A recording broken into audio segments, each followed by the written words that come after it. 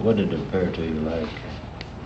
I could see this object with my naked eye, the glow of it, and through the binoculars I could see that it was just a bright, shiny object.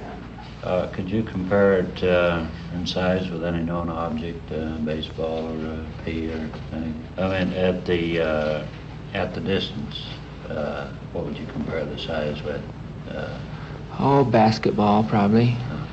Could you determine any color? The color would be, without the light shining on it, would appear to be gray. The shiny part would be a flame color, bright, brilliant flame color. Was there anything you'd associate with a manned aircraft, such as vapor trail, exhaust, or tail section, wing section? No, sir, nothing that way. Was there any sound at this time? No, sir. What would you estimate the altitude and the distance? I'd estimate the altitude at about, at the lower part of it, around 15,000 feet, and it extended on up maybe 20,000. That was a different time. Yes. It moved up. Uh-huh. And could you estimate the distance? The distance from here would, my estimation would be 15 to 20 miles. And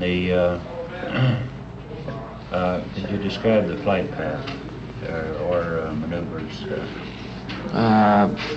During my observation, it would be climbing altitude, changing altitudes. It seemed to go to the east for some time and hover in one position. Then the last I remember, it was going west, climbing and going west. Would these maneuvers be at rapid speed? Some of them would be slow. I recall one time as it climbed quite fast. And they'd be abrupt changes of direction? Yes, sir. And about how long did you observe this? I'd say we was watching this for close to 15 minutes. Do you know what time this was? This would be between right close to 12 o'clock. And with regard to the weather, is there any cloud cover? Perfectly clear. Not a cloud in the sky.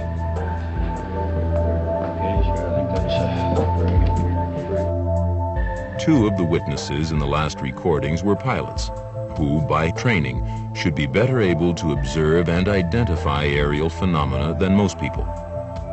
The next recording was also made by a pilot, Dave Hall, who was airport manager at Lake Wales, Florida. When he learned that a strange object was flying overhead, he and other pilots took off in a Piper Comanche to take a closer look. Hall had initially guessed that what had been seen was either a weather balloon or a planet, but he and the other pilots dismissed these theories on closer examination of the object. This is Dave Hall, airport manager at Lake Wales. Wednesday afternoon at approximately 3 o'clock, I received a phone call from an observer in Lake Wales telling me that there was an object in the sky at what he figured was 20,000 feet. I went outside my office and looked up, viewing this object. Then proceeded to check with Orlando radio on the chance that it might be a stray weather balloon. Orlando radio had nothing reported in the area, and since it is practice to report these balloons, we decided that we would go up and take a look at this object.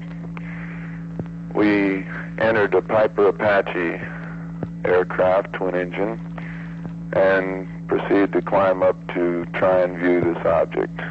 We climbed to 16,500 feet over Haines City and had the object in view all the time. At 16,500 feet, the object appeared to be 50 to 60,000 feet above us. We kept the object in sight, circling it at all times, thereby eliminating the chance possibility that it might be a star. Upon receiving a upper winds report, giving us winds at 50,000 feet of 22 knots, we disqualified the chance that it might be a weather balloon because of the fact that at 22 knots wind, a weather balloon would have been drifting, and this object stayed stationary directly over Haines City for more than 2 hours, as we were up from 3:30 until almost 6 o'clock circling this object. The object appeared to have some sort of a tail or trailing fuselage type design. It appeared to be oblong in shape. The tail part of the object was not visible at all times, probably due to sunlight reflection. We discount the fact that it could have been a weather balloon due to the fact that the object was much too shiny. Weather balloons are coated dull with a powdery effect so that they will not shine and reflect.